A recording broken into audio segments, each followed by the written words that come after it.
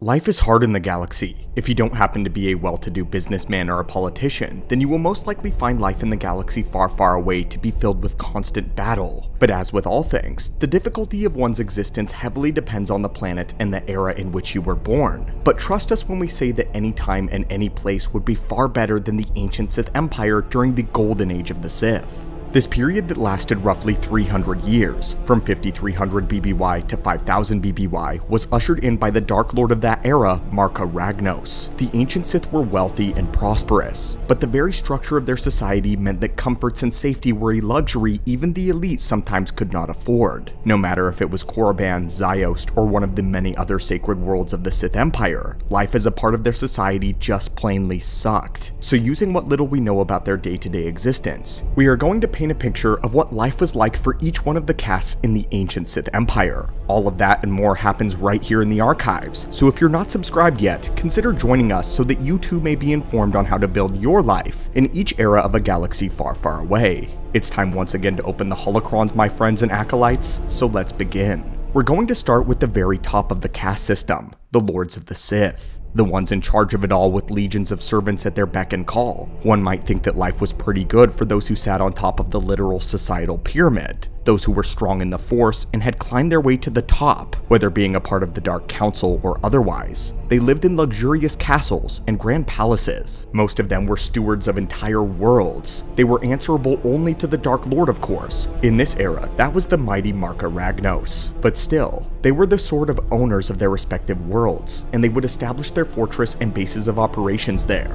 Naga Sadow, for example, was the steward of the planet Kar Delba and its moon, Kar Shian. Within these grand palaces, they would hide all of their possessions, from trinkets and arcane relics to weapons. They also had a large group of slaves to attend to their every whim, whether they be carrying out their plans, building monuments in their honor, or serving their everyday needs. This group even had private armies to their names. In this day, it was customary for each and every Lord of the Sith to have their own army and their own fleet. War itself was as much a fact of life as peacetime was for the Sith. It was normal, and so one had to not only be in command of an army, but to ensure that it was as strong and mighty as possible. One never knew when war would break out again. All they knew is that it eventually would. For the Sith from the very beginning, war was a fact of life. Being in the top of the caste of the Sith Empire meant that you were stepping on everyone below you and squashed them down to keep them there at all costs. This was because even if you finally made it to the top, your life was not always one of luxury, but of constant paranoia. Even for the elite, life was a never-ending game of betrayal and survival. If you didn't hold on to your position with a white-knuckled grip, then someone stronger or more clever would take it from you.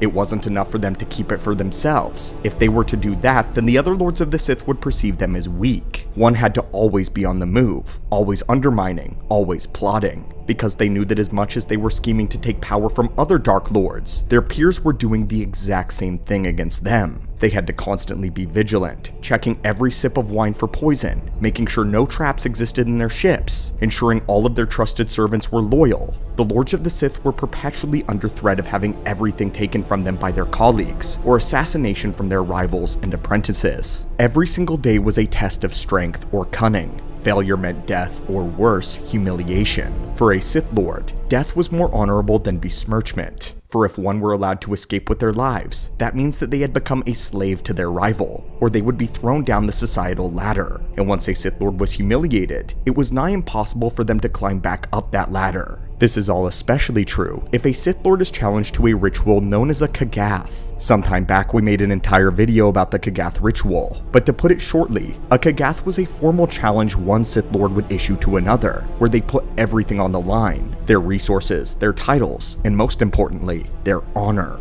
The recipient of the challenge chose the stage of the battle where the two Sith Lords then put their resources and armies in a head-to-head chess-style battle. This was so much more than a duel. It was literally the full power of one Sith versus another, winner take all. The loser of a Kagath would have to give up everything that the victor desired, and then the winner got to decide the fate of the loser and their family. This ran the risk of having the loser's name and reputation completely wiped from the annals of Sith history should the victor wish to do that. As a Sith Lord in this day, when other Sith Lords were plenty, your lifespan extended only as much as your own power did. But when we go down another step in the caste system, in the staircase, it makes sense why the apprentices were clawing for their master's positions in the first place. All Sith purebloods were force sensitive, but only a select few managed to rise through the ranks and the tutor under Dark Lords. While information about the caste system is unfortunately slim in the lore, we can infer a lot based on the Tales of the Jedi comic, when Naga Sadow took Gav Daragon as an apprentice. Here we learn a lot. Their days were often filled with endless dives into the libraries that they had in their possession, as well as training in the dark side. But this was a much more primitive era, and their duties as apprentices were much different than what we normally see, especially in later iterations of the Sith and the Jedi. Their studies in the arcane involved blood rituals with the Casai priests and likely gladiator trials with the Masasi warriors. Growing into the perfect agent of their master's will required intense training, and if they showed any weakness, they were often killed outright. Back in this day, the Sith Lords did not train successors, they trained right-hand men.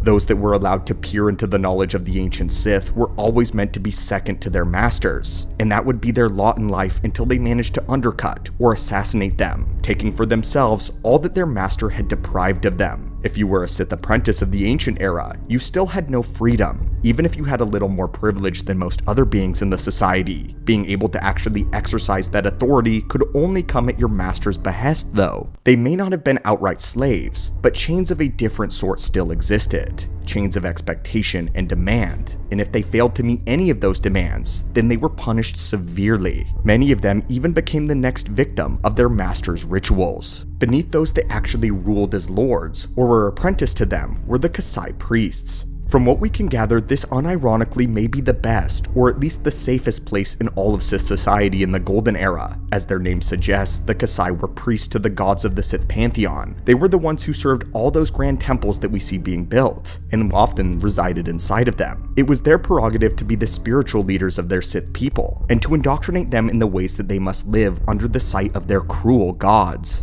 The Casai priests also attend directly to the Dark Lord of the Sith of their era. In the ancient days, when one took the mantle of Dark Lord, there was a specific ritual that they then had to undergo. This resulted in them receiving a forehead tattoo which indicated their place as the Overlord. The Casai would then bring out a special crystalline box that contained a scorpion-like insect that would drop onto the forehead of the Dark Lord. Using their venom, the enchanted insect would painfully burn the mark onto the Dark Lord's head before they would then drop dead. This was but one of the many duties of the Casai priests. They were treated with honor by most members of Sith society because of their sacred duty, and they were treated with what passed as respect among many Sith. If a Casai priest was displeased for any reason, the Sith Lords were not allowed to kill them. The Casai were priests after all, and to slaughter them would be to incur the wrath of the gods. And with how superstitious the ancient Sith were, they didn't want to risk upsetting the powers that be. While we don't exactly know what their day-to-day life was like, it most likely involved repeated religious practices using methods that to us would seem profane and dangerous. This would of course involve preparing living sacrifices, endlessly consuming scrolls of religious texts, and sorcerous practices. It suggests that the Casai knew the ways of Sith alchemy and used it regularly, so they remained shut in their libraries or their temples until duty called for them to exit and serve the gods in the outside world.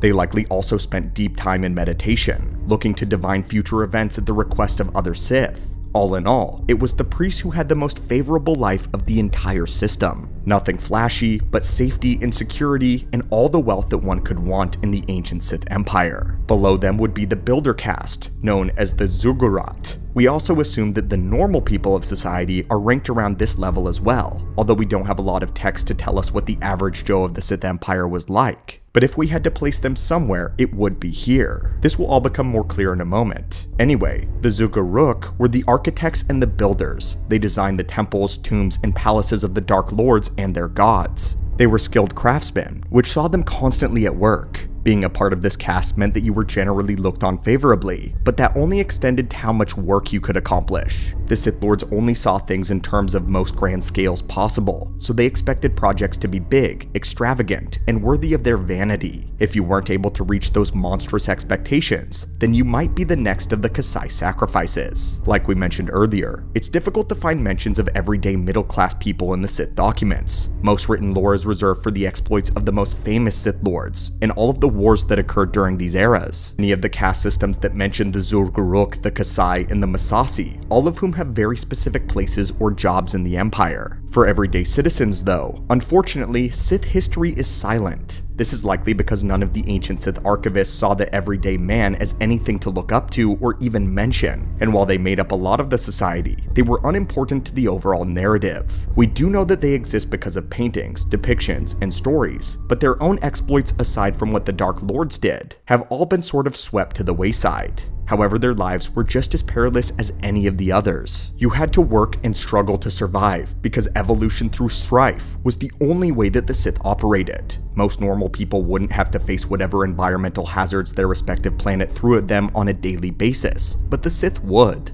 Because of course, the Sith never settled on any nice or kind worlds. There was the tomb world of Korriban, which was a searingly hot and an arid climate. The throne world of Ziost, which was a bitterly frozen tundra year-round. And then of course, there was Dromund Kaas, which was a jungle world that may not have been a bad climate, but was riddled with bloodthirsty carnivores. And when not fighting on your own world, you would have to avoid being crushed by those above you in the brutal caste system. Fear, pain, and blind obedience were the only real currency in the Sith Empire, and all were subject to the whim of the Dark Lord of the Sith. The Dark Lord who could decide that an entire population of a city needed to be transformed into alchemical creatures for his experiments. That was allowed. That was his right. And may the Force forbid you be born of Vitiate's world of Madrias, where the evil boy king had his people ritualistically slaughter each other for his own amusement and entertainment. Being the average person in the Empire was tough because you may not have been a slave, but you were just another cog in the ever-grinding machine of the Dark Lord, and whatever the Dark Lords above you wanted. You might be with your family one day, and then conscripted into a Sith Lord's army the next.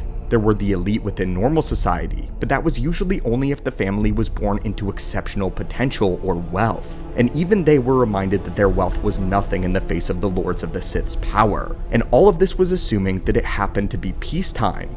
As we mentioned, wars were abundant, and the ancient Sith Empire still saw its fair share of feudalistic struggles. The dark side of the Force only abides by peace for so long until it desires bloodshed. So the average person would have to train in combat perpetually just to defend their own filthy, overcrowded cities against invading armies of beings that far outmatch them physically. And that brings us to the next in the caste system, the Masasi warriors. If you were a Sith pureblood, it's unlikely that you would have to worry about being amongst the Masasi, as they were actually a devolved subspecies of the Sith purebloods that originally lived on Korriban. They were hulking beings that were described as nothing more than brute muscle animated by consciousness. They were not intelligent, but they were loyal, and they were extremely strong. They were the primary warriors that wielded heavy enchanted weapons. Most of the Sith Lord's armies were populated by the Masasi. Most famous of those were those that Naga Sadow wielded, who surrounded himself with them, and actually seemed to enjoy their company somewhat. They were favored as slaves among the Sith Lords, because once their loyalty was earned, it was never broken.